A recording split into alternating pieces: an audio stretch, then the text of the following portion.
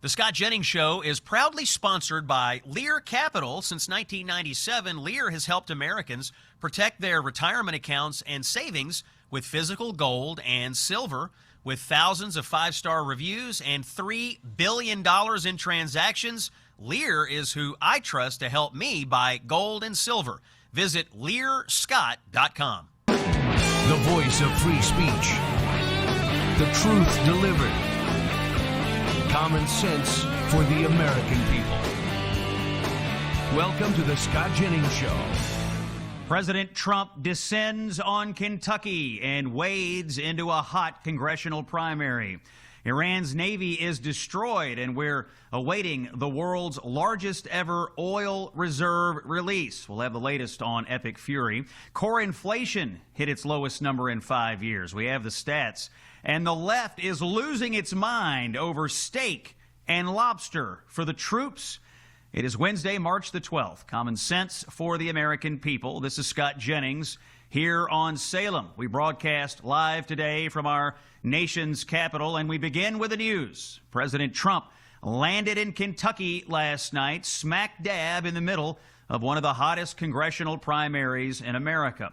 This is the 4th congressional district of Kentucky, represented by Thomas Massie, who has become a thorn in the president's side on a number of issues. The latest is the war, where Massie has opposed the president taking on the Iranian terror regime, and he has voted with the Democrats and the squad against the president's war powers. But this feud started long before, with Massie time and again opposing the president's agenda and attracting the commander-in-chief's ire. Here's what the president had to say about it last night in Cut 13. We got to get rid of this loser. This guy is bad. He's disloyal to the Republican Party. He's disloyal to the people of Kentucky. And most importantly, he is disloyal to the United States of America. And he's got to be voted out of office as soon as possible.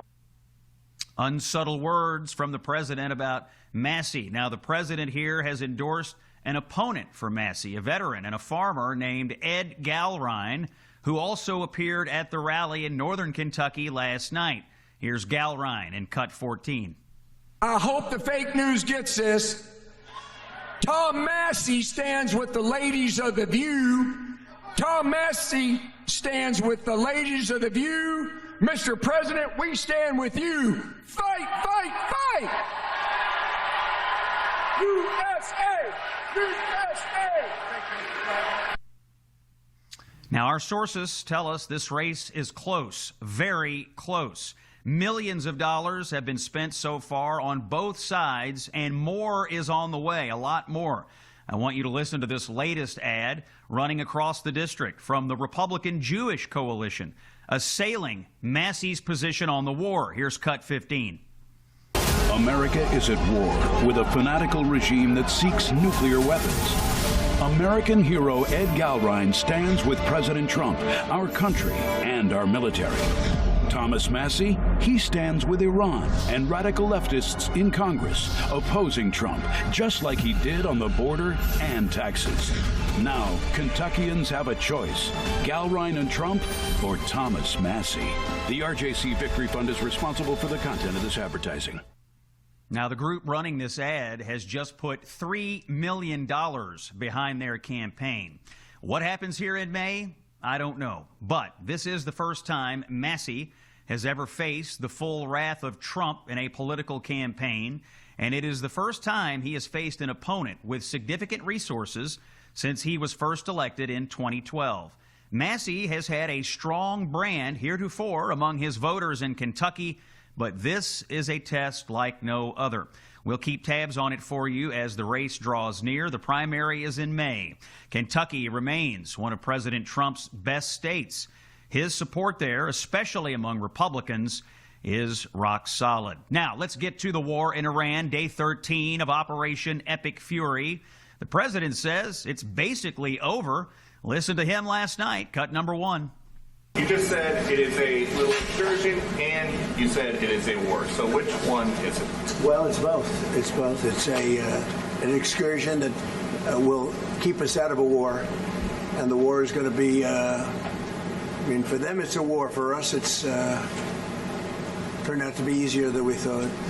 But think of it, they had thousands of missiles, 7,000, 8,000 missiles.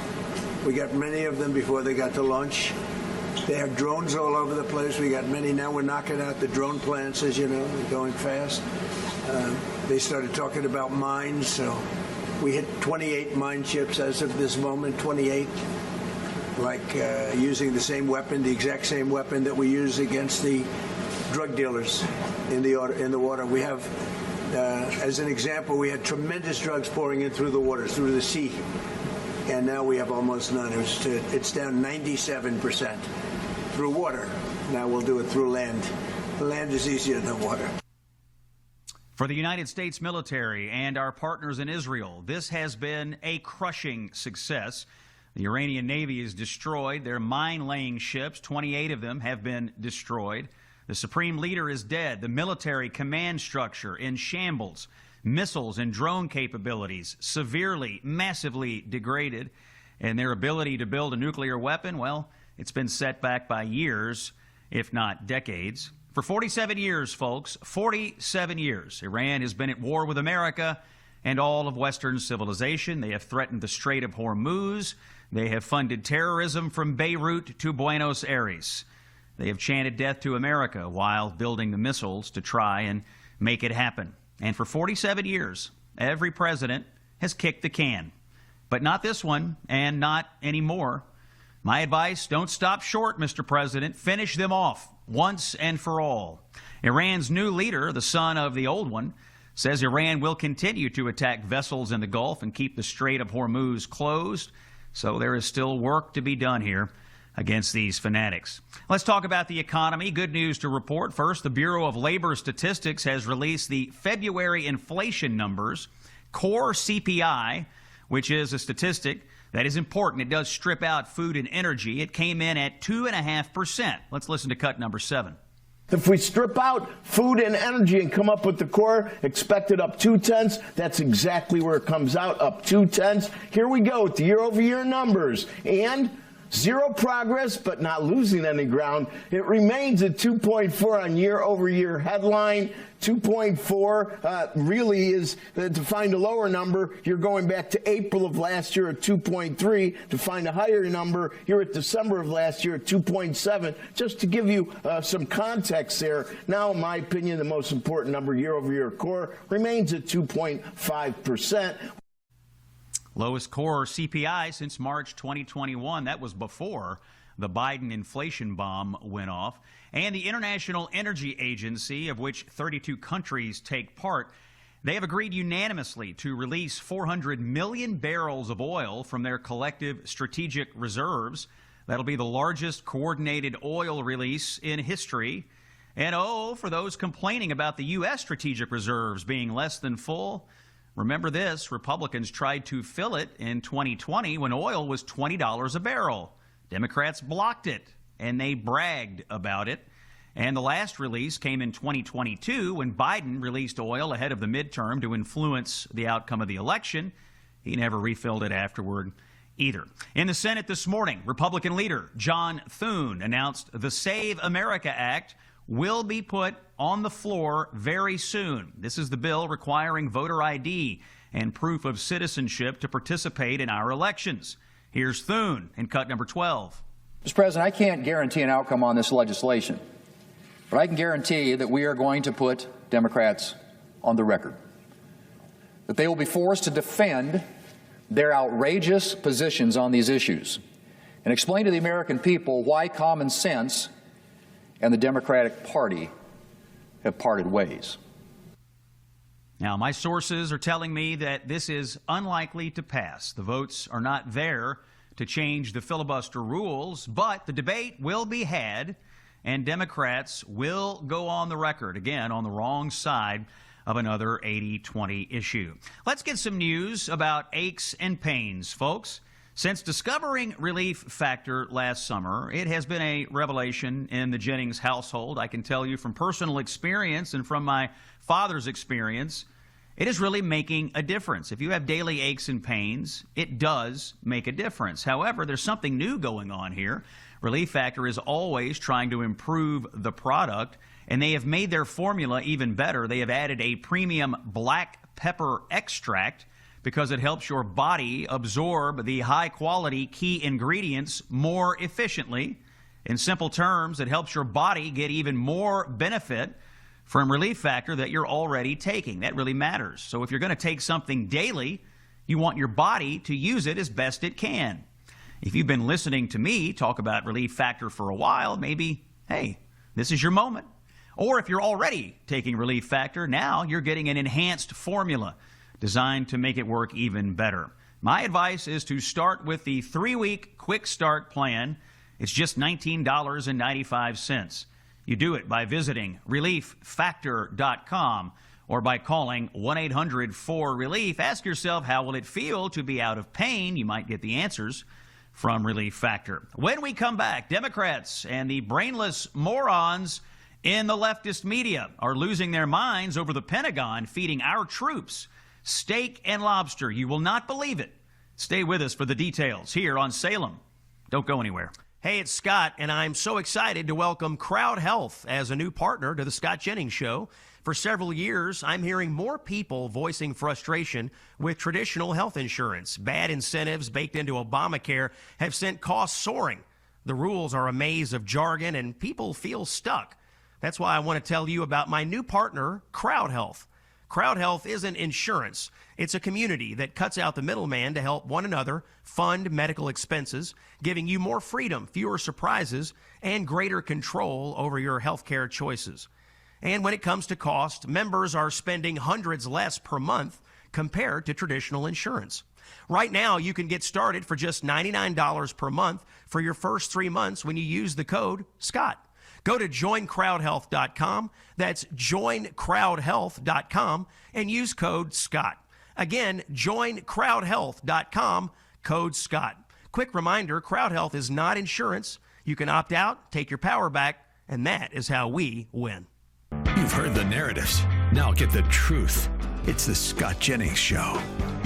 Breaking news into the Scott Jennings Show. We're monitoring a situation here. CBS Detroit and now other news outlets are reporting that law enforcement, a heavy law enforcement presence, as I see it on my screen here, is responding to an active shooter situation at Temple Israel in West Bloomfield, Michigan. Temple Israel is on Walnut Lake Road, and according to its website, is the largest Reform synagogue in the United States.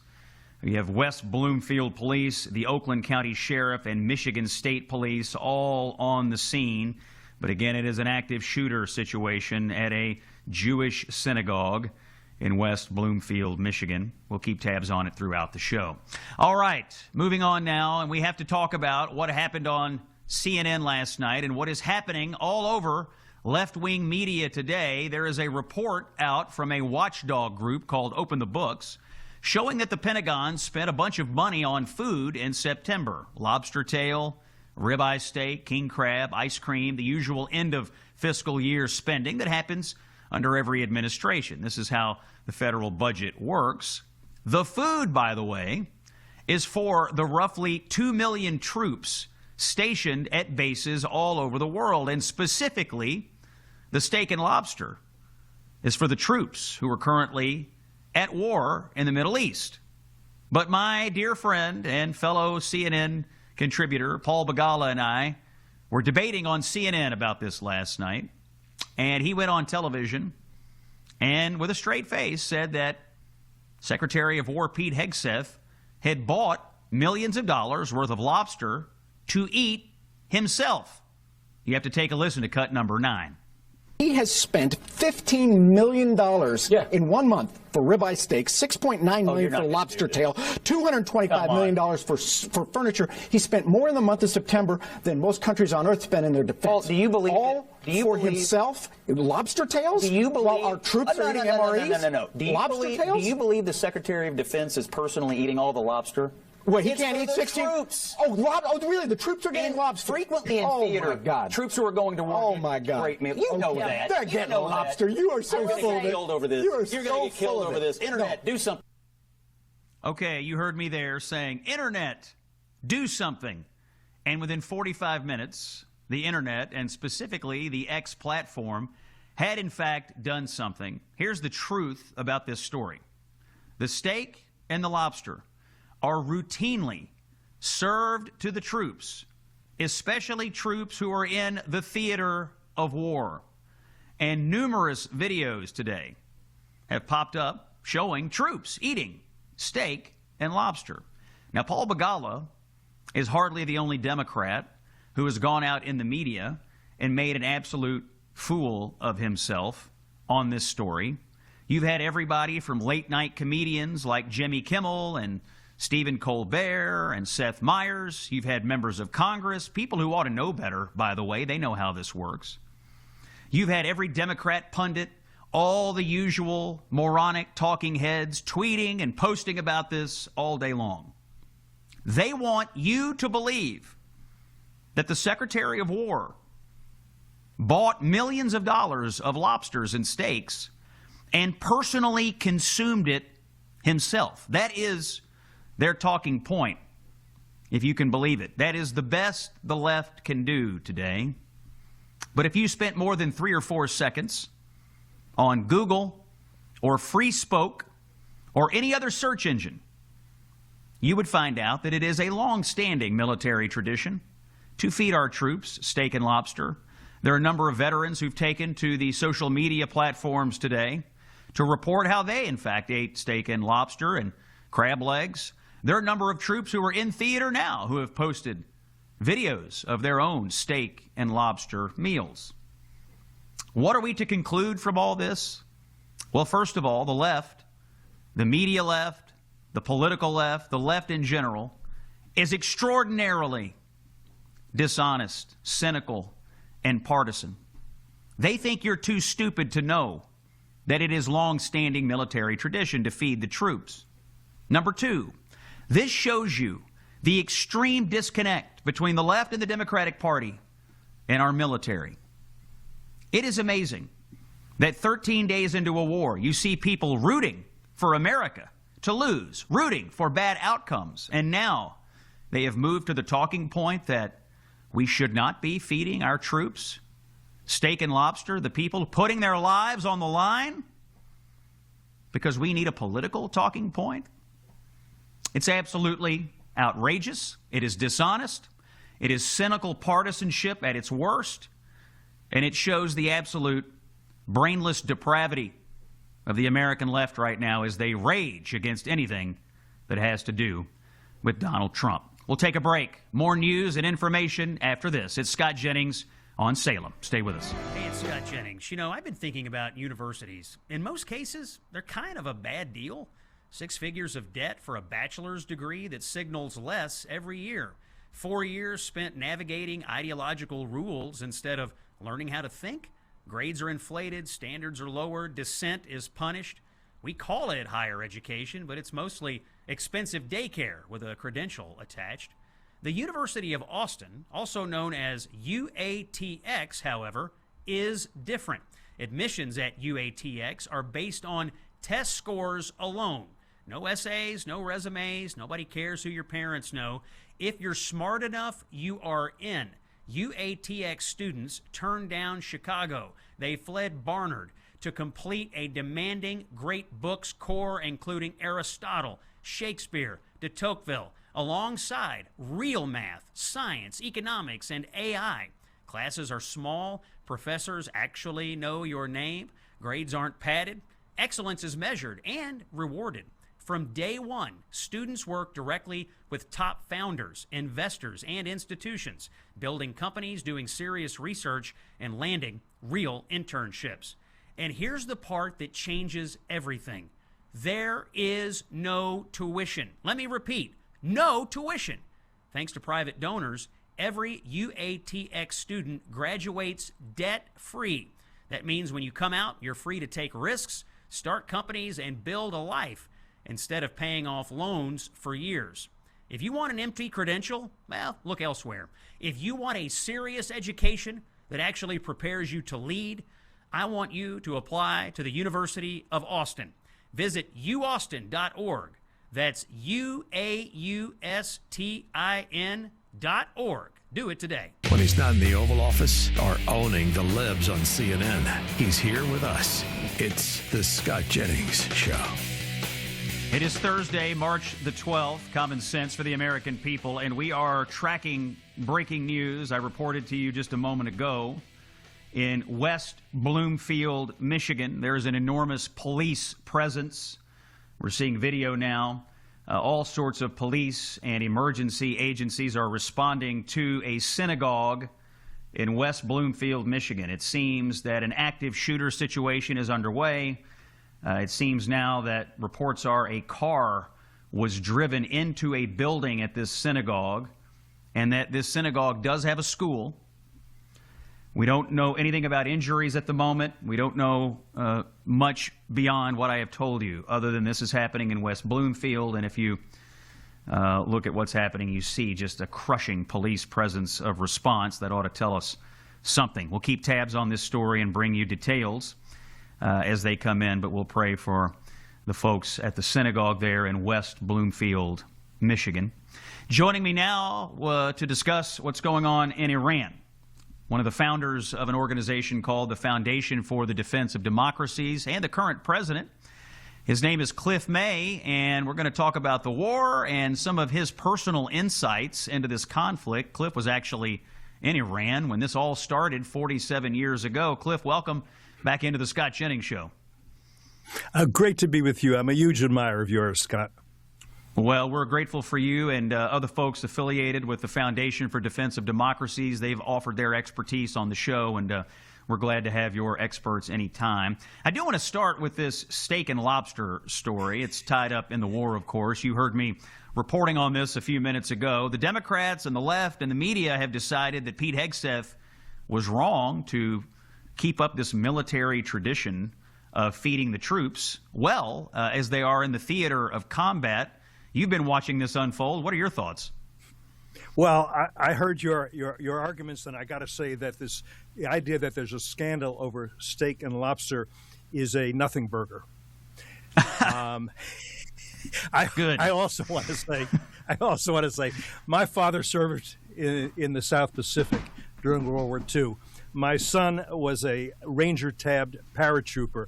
He spent a lot of time eating MREs. For those who don't know, that means meals ready to eat. I have sampled these. I'd rather have a salad.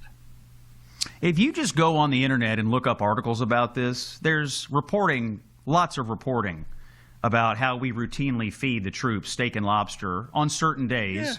Particularly when they are deployed, and particularly when they're deployed in the theater of war. There's a military.com article, in fact, from just a few days ago about how the troops were in the Middle East getting their steak and lobster. You know, what kills me about this story is the two things: the willful attempt to mislead the American people about what's going on here, using a serious situation, which is our war effort, but then how quickly the narrative on the left spreads when they want to drive a false narrative.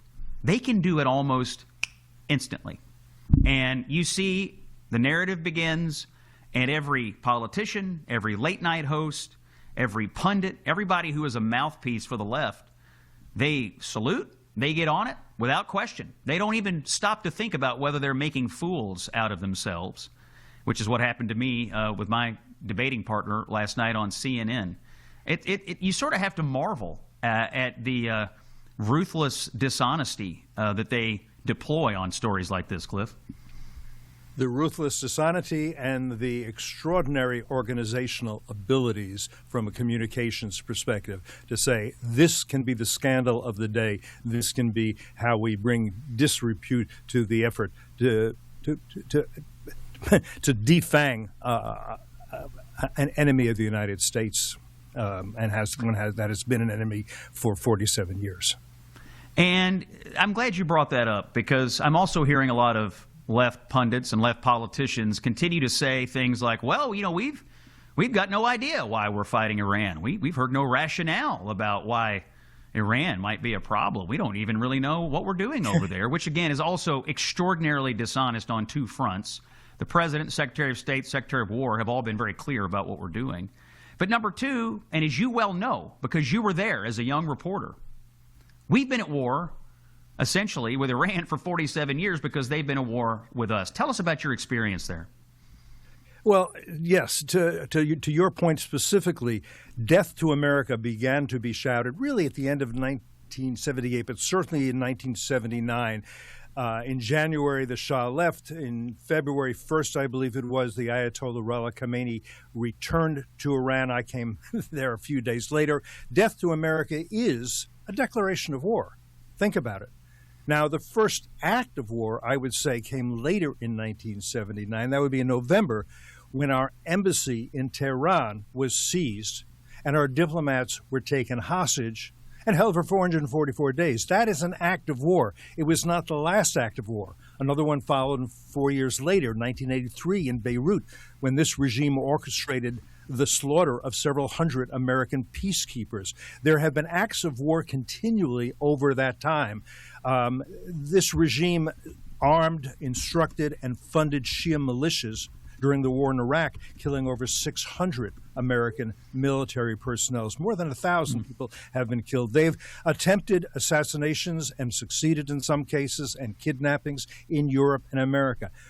There's no statute of limitations on this. We don't have to say what we have said at various times is, well, we will respond at the time of our own choosing. You may remember President Obama said that after an attempt to assassinate the Saudi ambassador at a very swanky restaurant in Georgetown here in Washington.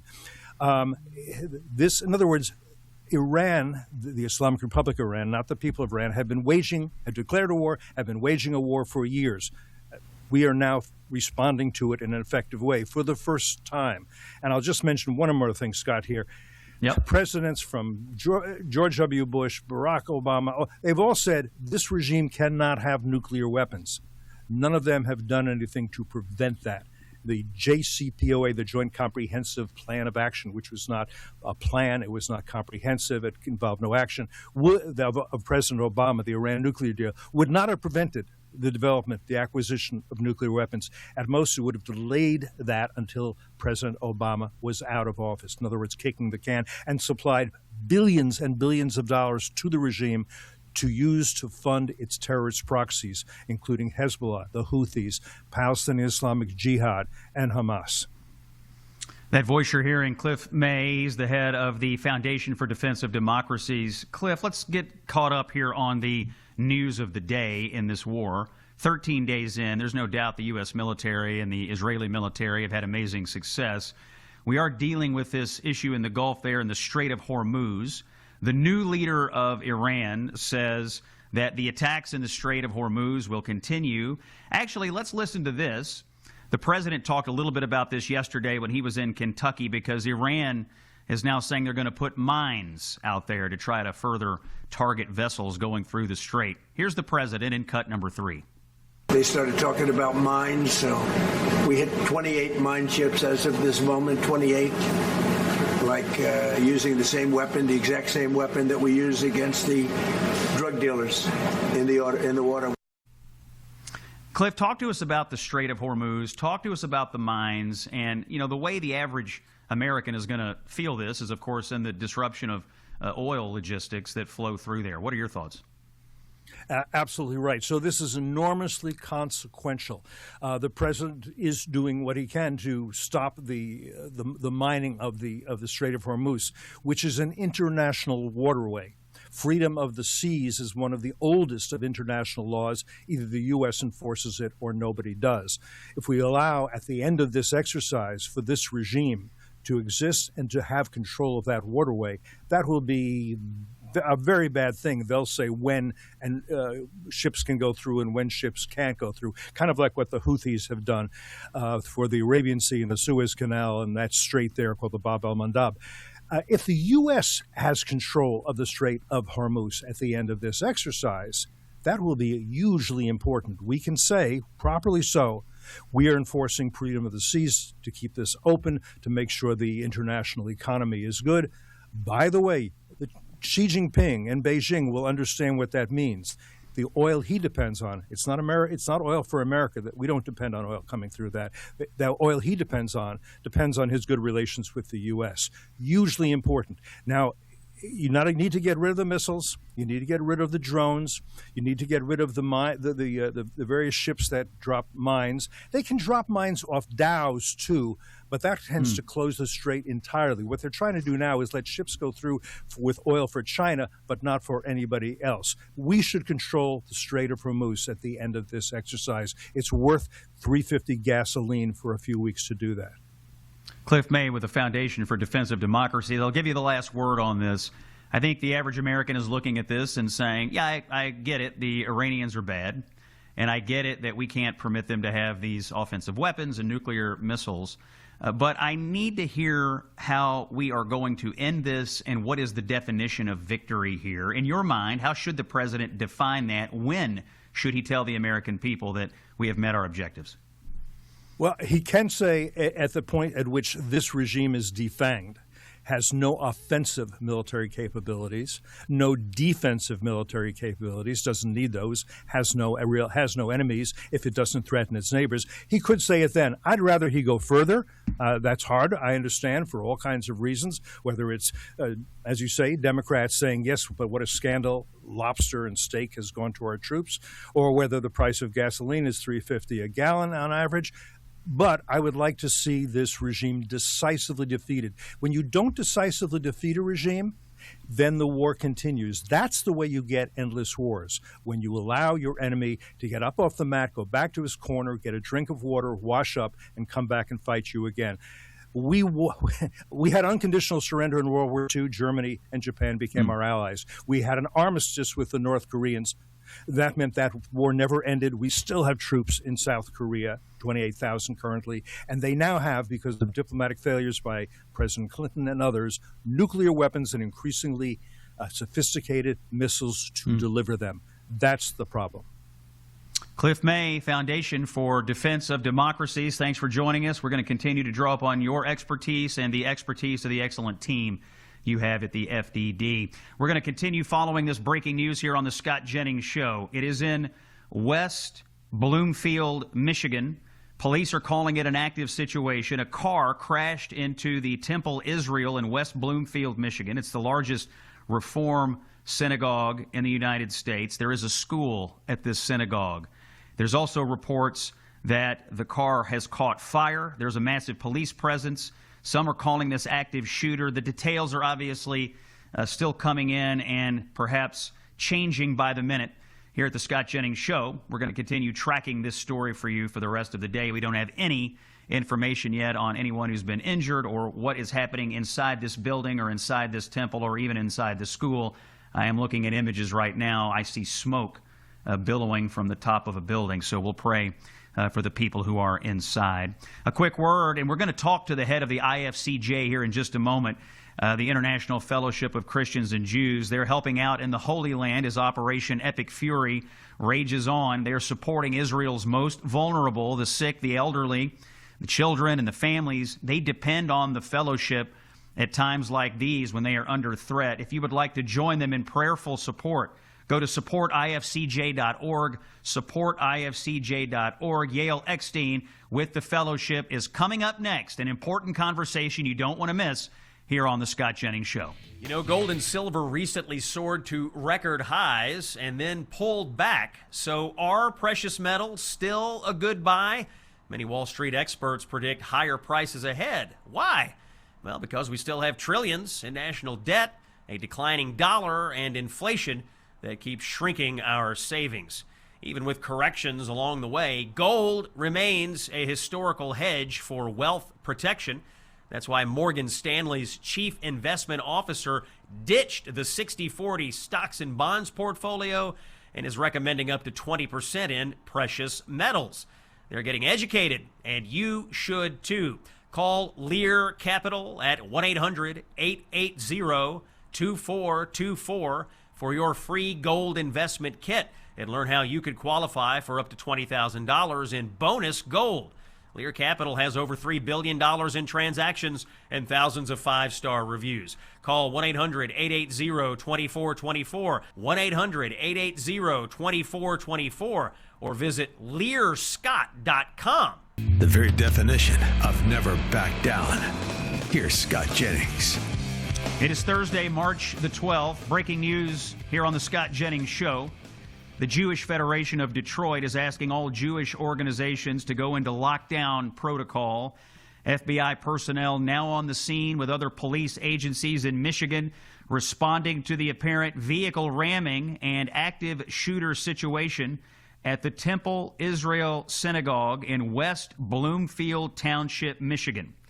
Now, according to the website of this temple, the school there was not in session today, and no activities or events were on the calendar until 1:30 today, so you would hope and pray there was a limited crowd at the facility.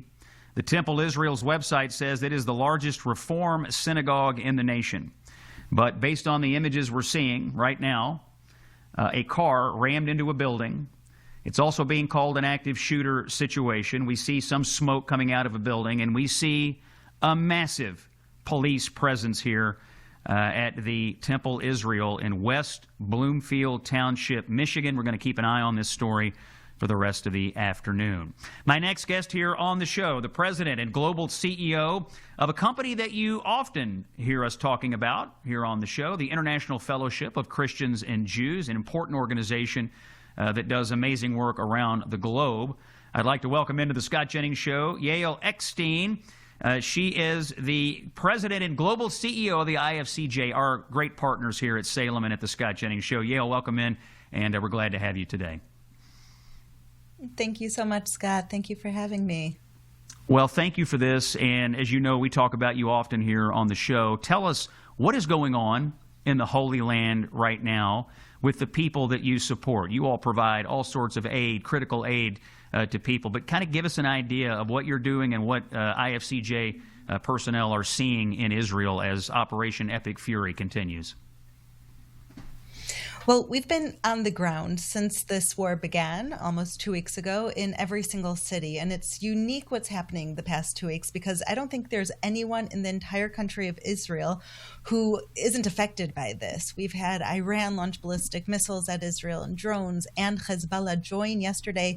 There were over 200 rockets launched by Hezbollah. I live in northern Israel, right over my town.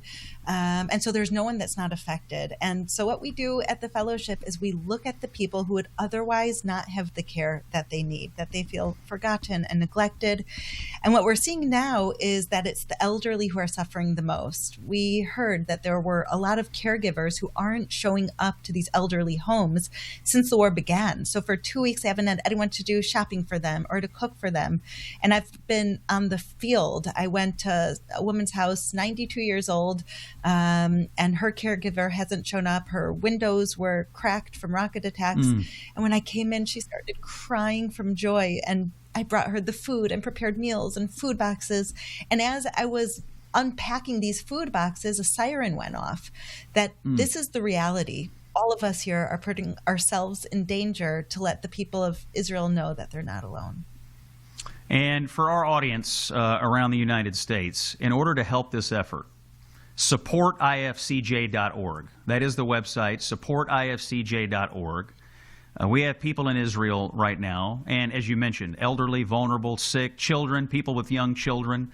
Give us an idea, Yael, how often are you hearing these sirens? How often are you having to scramble into bomb shelters where people desperately need this help?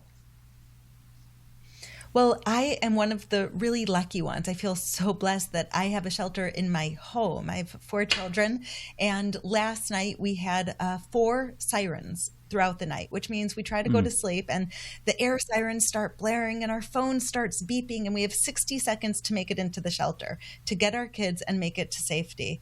And for people that don't have a shelter, this is one of the most difficult things. And so the fellowship is actually placing mobile shelters across Israel. These are shelters that are made with a lot of concrete in a factory, and then they're put on the back of a truck, and with a crane, they're lifted up and put down in the most vulnerable areas where there are children and elderly. And actually 2 days ago, we placed half a dozen of these shelters in central Israel, and every single one of them was used within 1 hour. Wow. Yael Eckstein is the president and global CEO of the International Fellowship of Christians and Jews. If you want to support our Jewish brothers and sisters who are living with this terrorism from Iran, living with this terrorism and rocket attacks from Hezbollah. Here's what I want you to do. Go to supportifcj.org. Pray for the people of Israel. Support the IFCJ. They need our support right now as the United States and Israel face down this terrorism. Yale, thank you for coming on. We'll have you back. We'll keep talking about the fellowship, and we pray for you and pray for the work that you're doing. Another hour is ahead. Breaking news on the Scott Jennings Show. We'll have details right after this. The voice of free speech. The truth delivered. Common sense for the American people. Welcome to the Scott Jennings Show. All right, it's Thursday, March the 12th, and we are tracking breaking news here on the Scott Jennings Show on Salem. I'll tell you what we know. There has been a car rammed into the Temple Israel Synagogue in West Bloomfield Hills Township, Michigan. West Bloomfield Township, Michigan. Make sure I get that correct. It's a suburb of Detroit. A car was rammed into a building. This situation was described as an active shooter situation. Law enforcement sources are now telling CNN that the suspect here is dead. We don't know how the suspect was killed. We don't know if that was police. We don't know if that was from the car being rammed. We don't know if that was from suicide, but we do believe law enforcement telling CNN that the suspect is dead. We also have no details on what's going on inside. I'm looking at some images right now. I see smoke coming out of the synagogue. There is a school at the synagogue, and one law enforcement source did say there were quite a few people on this campus. It's a rather large campus. The Temple Israel is the largest Reform synagogue in the United States. So we're talking about a fairly large facility here. But again, the breaking news is that someone rammed their car into this temple. There is a school there. It was described as active shooter. You had state police, local police, and the FBI on the scene, and now we're hearing that the suspect is dead. We don't have any information about possible injuries on the inside of the synagogue. We will keep tracking this for the rest of the hour. Also, 2 people were injured this morning in a shooting on campus at Old Dominion University, this in Norfolk, Virginia.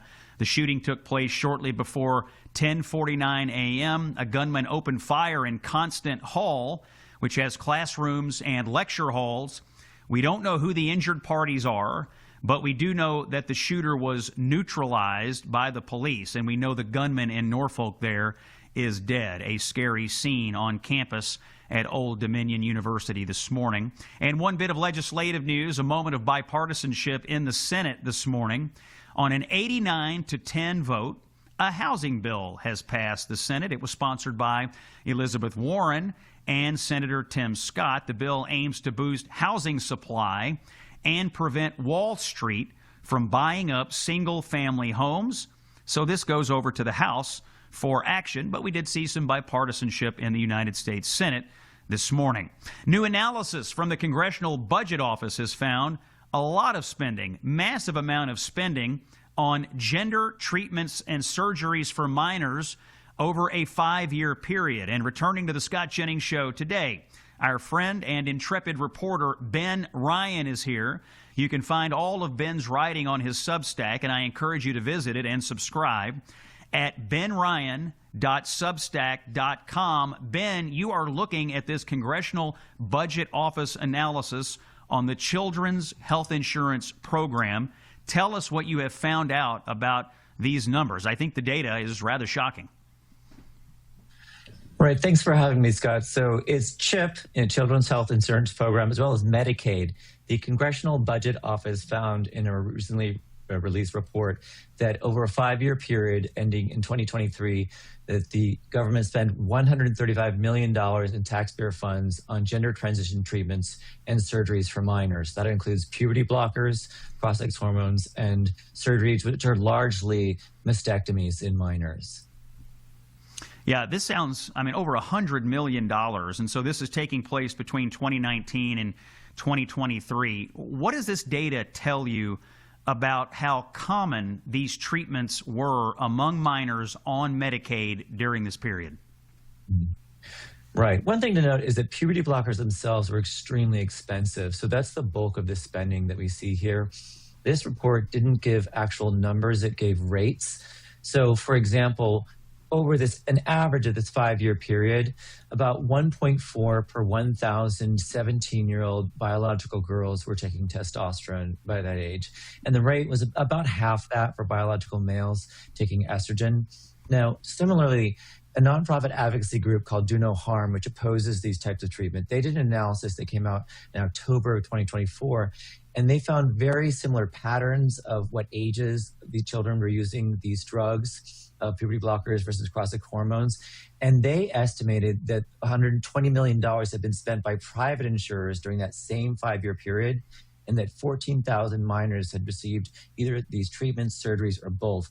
So we can guess that that figure, considering that we also need to add the Medicaid on top of that, is likely pretty large.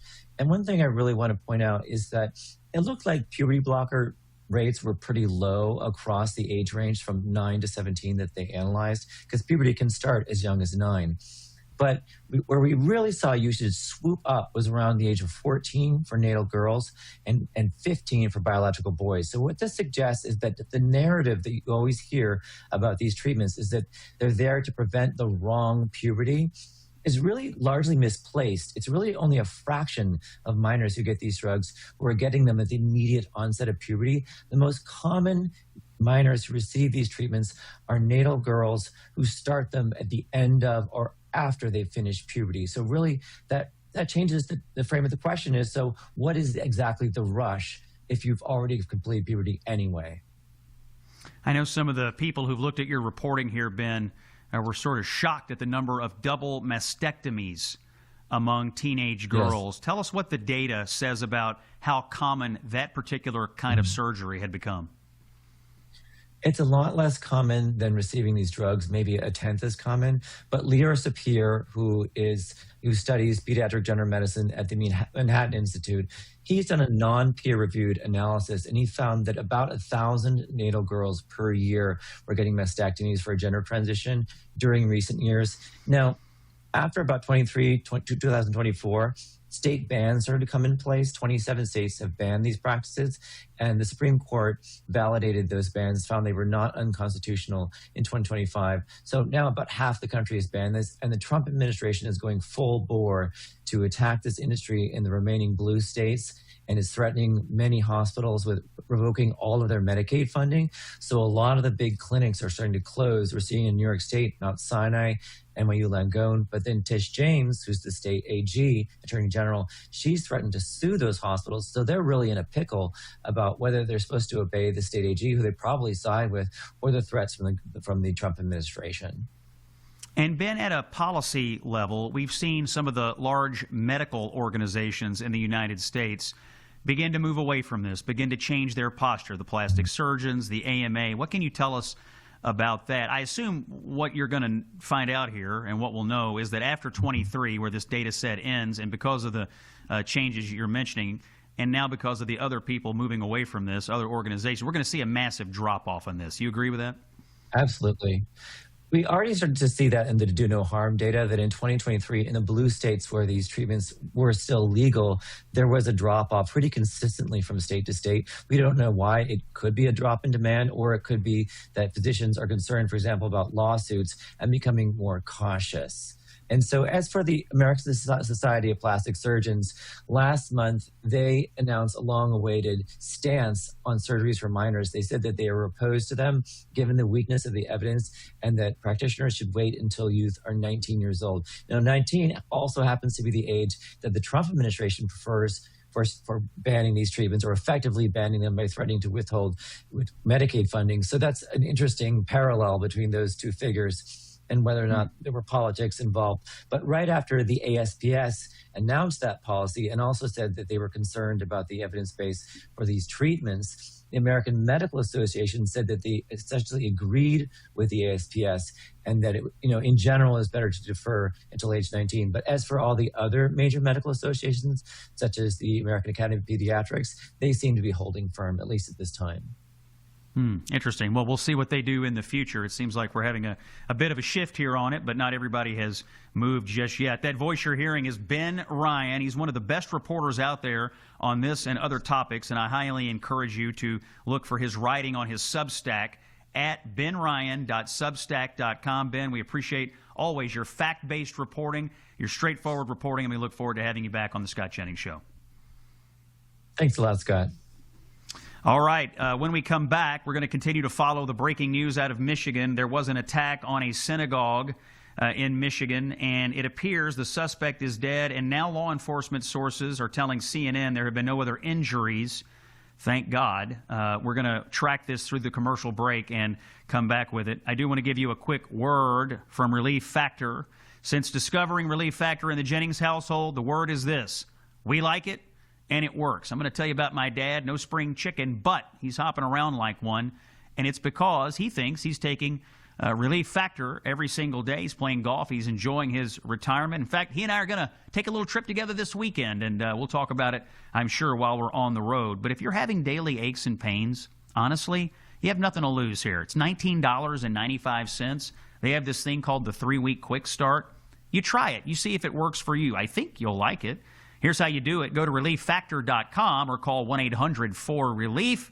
How would it feel to be out of pain? Well, you might find out from Relief Factor. When we come back, more on this breaking news out of Michigan and other stories on the Scott Jennings Show. Stay with us. Fighting the left with the best weapon we have, common sense. This is the Scott Jennings Show. It is Thursday, March the 12th. We're tracking breaking news here at the Scott Jennings Show. 2 unfortunate incidents to tell you about and update you on. The gunman, the suspect, the assailant against the synagogue in West Bloomfield Township, Michigan, is deceased, and some law enforcement is saying that the suspect here is badly burned. So a car rammed into a synagogue in West Bloomfield Township, just outside of Detroit, Michigan. That person is dead. There are no other injuries reported at this moment, thank goodness, but the suspect is dead, so we're tracking that one. And this morning there was a shooting at Old Dominion University in Norfolk, Virginia. We're now hearing that both the suspect and one victim in that shooting is dead. We don't have any details on the shooter or the victim, but we're now hearing that one of the victims that was shot in this attack is dead. So 1 killed, 2 injured at Old Dominion. The suspect is dead in West Bloomfield, Michigan, and we are tracking down details and tracking all the breaking information on all of these incidents. Here on the Scott Jennings Show, we're also tracking other news today, and to do a story out of New York City, I'm welcoming in the Vice President of Communications at the State Policy Network, Brooke Medina. Brooke has an article in the Washington Examiner. The title is "Champagne Socialism is Forced to Raise Its Glass to Economic Reality." Brooke, you're tracking what's happening with the budget under Socialist Mayor Mamdani in New York City. Tell us about it, Brooke, and welcome to the Scott Jennings Show. Thank you for having me, Scott. And yes, the budget is something to behold there, not only because of its behemoth size. I'll note that it is actually $10 billion more than the whole state of Florida's budget, but because Mayor Mamdani just seems to like to do socialism cosplay. He likes to think and talk about ideals of really sticking it to the rich. But the reality is his budget proposal and what he's toying around with, which is a 10% property tax hike, are going to affect everyday New Yorkers as well as Americans across the country who subsidize 55% of New York City's revenue. Brooke, it seems to me that Mamdani ran on bringing rents down, but if you have a 10% property hike, a tax hike, what he's talking about in his budget, the opposite will happen. Rents will go higher, will they not? That's correct, because that's how economics works. So despite the fact that he would like to tout out these talking points about making sure that it's only the wealthy that pay, the reality is that those costs inevitably get passed on to renters. And so those that are most affected are going to be lower to middle income New Yorkers, because property taxes are a regressive tax. It's going to fall heaviest on those who are least likely to be able to afford it. And that does include renters, which inevitably the landlords, because there are rent freezes, have to be able to pass on the costs in other ways. And those that are not beholden to the rent freezes, of course, will also be subjected to raising their rent prices in actual dollars. Brooke, is it your opinion that everyday Americans outside of New York City would feel some of the fallout if Mamdani goes through with some of this in the city? Tell us how that might work. Yeah, so what we found is that up to 55% of New York City's revenue is really subsidized by American taxpayers across the country through the various forms of welfare that go straight directly to New York City to subsidize their transportation, infrastructure, welfare services, or through the state of New York and then flowing through federal grant dollars. So again, what happens in New York actually has a ripple effect outside of the city, and it has a ripple effect through middle America. Rural Americans are footing this bill. That's Brooke Medina with the State Policy Network. She has got an article in the Washington Examiner about what's happening with Mamdani and these crazy tax increases in New York City. The article is called "Champagne Socialism is Forced to Raise Its Glass to Economic Reality." Brooke, I hope folks will look you up on that. Thanks for coming on, and we'll have you back on the show in the near future. We're tracking breaking news here on the Scott Jennings Show. We're going to take a break, but the situations are twofold. One in Michigan, where a suspect rammed a car into a synagogue in West Bloomfield Township. The suspect there is dead. No other injuries are reported. There is a massive police presence at the synagogue there. At Old Dominion University, this is situation number 2, in Norfolk, Virginia, a gunman opened fire this morning, killing one person on campus, and then that person was neutralized by police. So a total of 2 people dead, the suspect and a victim at Old Dominion University. We're tracking all of this for you here on Salem. More on all this when we come back. Don't miss any of it here on the Scott Jennings Show. Stay with us. If the leftists haven't had enough yet, there's more. This is the Scott Jennings Show. He's the author of the best-selling book, A Revolution of Common Sense. Here's Scott Jennings. And here on Thursday, March the 12th, it is a breaking news edition of the Scott Jennings Show. We're breaking news in a couple of situations. I'll start with Michigan. You've been hearing us report on this throughout the day. A suspect in West Bloomfield Township rammed his vehicle into the Temple Israel Synagogue there, one of the largest Reform synagogues in the United States. And our friend at Fox News, Bill Malusian, is now reporting the following, that he has been told by law enforcement sources that the suspected shooter here, who did the ramming with the vehicle, was armed with a rifle, and he rammed his vehicle into the building, and he was then killed in a shootout with armed security at the synagogue. So the suspect is dead, killed in a shootout with armed security. We are told, and if you've seen any video so far, that the vehicle caught fire. You've seen some smoke coming out. That's from the vehicle fire. The suspect's body here is burned, and there is no ID yet on the suspect in Michigan. But the news is the suspect is dead. He was armed with a rifle. He was killed in a shootout with armed security. He rammed his car into the synagogue, and now his body is badly burned. We do not have an ID. We also don't have any reports of any other injuries at the synagogue. Let's hope that remains the case. Now, down in Norfolk, Virginia, here's the other situation. There was a shooting at Old Dominion University this morning around 10:49 a.m. A shooter went into a building, Constant Hall, where there are lecture halls and classrooms, and opened fire.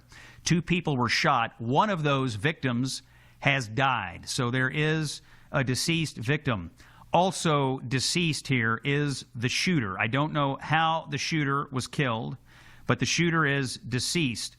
And our friend Carol Markowitz, who writes for the New York Post, has this report. This is Carol Markowitz's reporting.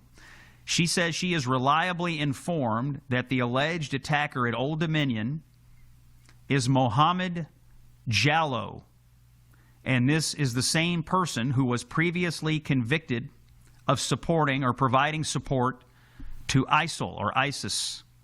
That's Carol Markowitz reporting. So we have a little bit more knowledge of the suspect in Old Dominion. We have nothing on the suspect yet in Michigan, other than that he is dead after a shootout with armed security. You're listening to the Scott Jennings Show, Common Sense with breaking news here on Salem. Joining us now, an incredible guest. Absolutely incredible conversation. Someone who can speak to the heart of what is happening in Iran. Our next guest was a refugee to the United States amidst the 1979 Islamic Revolution in Iran. She was the U.S. State Department's first Iranian-born envoy. She is a senior fellow at the International Women's Forum. She's a former State Department special envoy under President Donald Trump. We welcome into the Scott Jennings Show, Ellie Kohanim. Ellie, thank you for being here. You were born in Iran, and you fled with your family during the Iranian Revolution. You were 6 years old in 1979 when this happened, when your family fled after the current regime took power. Tell us, what are your recollections as a little girl? What was it like fleeing your home country and arriving in the United States? Scott, thank you so much for your warm and kind introduction. What I can tell you is that it was certainly scary. I have memories of the revolution unfolding in Tehran, specifically the rioting in the streets and bullets piercing through my cousin's bedroom window. And all of this happened very quickly. And Scott, I think what's most interesting for the audience is to understand that before the revolution under the Shah, when I was born in Iran, Iran was a pro-Western country, had full diplomatic relations with the United States and Israel, and women had rights. My family, which is Jewish, we had rights as a religious minority. And that's the reason why, Scott, right now, when you talk to Iranians, and there is so much hopefulness for what could come next, is because Iranians perceive this Islamic Republic regime as a 47-year anomaly in an ancient and proud history. And we believe that President Trump has now put this regime into the dustbin of history. Let's hear from President Trump. He said this last night. Here's our president, cut number 2. They are pretty much at the end of the line. Doesn't mean we're going to end it immediately, but they've got no Navy, they've got no Air Force, they've got no anti-air traffic, anything. They have no systems of control. We're just riding free range over that country. And now we're going to look very strongly at the Straits. The Straits are in great shape. We've knocked out all of their boats. They have some missiles, but not very many. I think we're in very good shape.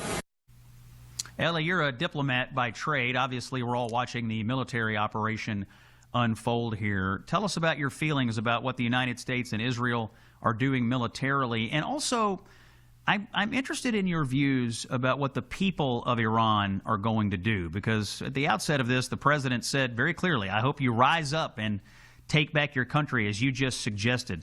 Give us your thoughts on all of that.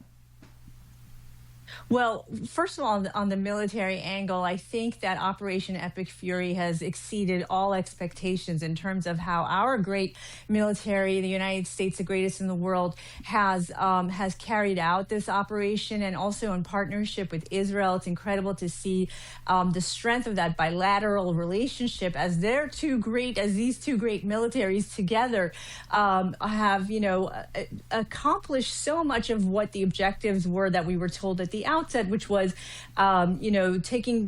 getting rid of the remnants of the nuclear program, the ballistic missile program, and their naval capacity, which at this point I think has been almost completely destroyed. So, the United States is ahead of where I think we forecast we would be at this point. And in terms of the Iranian people, Scott, what I'm tracking carefully is that what's getting less coverage is that amidst this incredible military campaign, the U.S. and Israel are also striking Iran's repression apparatus. And so that is the part that I'm tracking very carefully. And what we're seeing is that we have struck their Basij militia bases, we've struck police stations, we have taken out some of their cyber capabilities. Yesterday, we took out the bank that pays the IRGC and the various militia. So that is all very important and interesting developments. And I would say yesterday, I also saw footage out of Iran that there were Israeli drones apparently that were actually attacking these, these Basij militia and the police on the streets as they were creating choke points and checkpoints to try to get in front of any protesters who might come out. So in terms of what the Iranian people might do next, we've seen the Iranian people by the millions come out into the streets to protest against this regime over and over again. I think that if we continue striking at the apparatus and making it impossible for this regime to murder Iranians wholesale using military force, as they did in this last round of protests, killing over 40,000 innocent demonstrators, I think we will see the Iranian people back on the street. But again, I think the more coverage that we can do to help them, then obviously the more chances of their success. Ellie, I know you're also working on anti-Semitism efforts in the United States. I wanted to talk to you a little bit about that. Deputy Special Envoy to monitor and combat anti-Semitism. It's obviously seeing a resurgence in the United States. You're working on this task force. What are your recommendations to our policymakers right now, and what are your recommendations to people who have a public voice? It seems to me that we all have a responsibility to call this out, to speak out against it, and to not look the other way. What are you seeing? What are you feeling? And give us your, from your perch on this task force, your recommendations on what we need to do as a nation here. Well, Scott, when you and I were chatting offline before you brought me on air, I thanked you for your voice, and I really am so grateful to you, because on CNN, which is not a network that is often, or all the time, I should say, friendly to the concerns of anti-Semitism in the country, you have been a steadfast voice. And so I want to share my personal gratefulness to you, and I hope that everybody would follow your lead to always speak out when you feel compelled, that you think that something might be morally wrong. In terms of my recommendations, I want to give a lot of credit to the Trump administration, because they've instituted a lot of recommendations that I've previously written about and published and spoke about, which is, I would say, number one, you want to have a zero tolerance approach to anti-Semitism. And that is something that is set, the tone is set from the very top and goes all the way through government. You also want to see from our federal government a whole of agency, a whole of government approach to combating anti-Semitism. And that's what we're seeing right now between the Department of Justice that took on the universities in the wake of October 7th and that heinous pro-Hamas movement that took over our campuses. You're also seeing it in the Department of Justice in terms of their prosecution of hate crimes. You're seeing it with the FBI right now. And that's, in the Department of Education that has also taken on the universities in a different way. So that is exactly what we want to see more of. Again, using every government power to attack this hatred in every way possible. Scott, I think the challenge that we're facing, and just to share a statistic, after October 7th, Jews faced a 400% increase in anti-Semitic incidents and attacks in the United States. It was unprecedented. And what we need to see more of is enforcement on the local level. Jews happen to live in Democrat-run cities and Democrat-run states where we see, in general, a lack of law enforcement. And so that puts the Jewish community at greater risk. So what we need to see is police empowered to use their capabilities to arrest when they deem fit. We need to see attorneys general who are willing to prosecute and not let people right back on the streets immediately after they've committed hate crimes, which we've seen in places like New York and Los Angeles over and over again. We need to see hate crimes prosecuted as hate crimes and identified as hate crimes. And we need to, again, from leadership, so now on the local level, you want your mayors, your governors to say that they will not tolerate anti-Semitism. There's no room for anti-Semitism. And I will tell you that in a place like New York City that has just elected Mayor Mamdani, we have not heard that clear moral voice in the fact that he won't condemn Iran, he wouldn't condemn Hamas. It's a real problem on the local level. In New York City, the mayor has appointed every anti-Semite they can find to these offices in New York City. There's a tolerance for it, people who have said terrible things. And, you're getting no real leadership out of him. Ellie Kohanim, a diplomat, someone with real experience as we talk about Iran and talk about anti-Semitism. I'm so grateful for your time today. I'd love to have you back very soon to continue to comment on these important stories. Appreciate your time today. A quick word from our friends at Patriot Mobile. Patriot Mobile, these are our buddies. I know these guys. I trust these guys. They have a great company providing a great service, and they believe in what we believe in. They believe in Christian conservative values. They invest in this. They're running a cell phone company, but they're also investing in the cause, in your cause. Switching has never been easier. Take a stand. Invest in a company that is investing in your views. Go to patriotmobile.com/Scott or call 972-PATRIOT.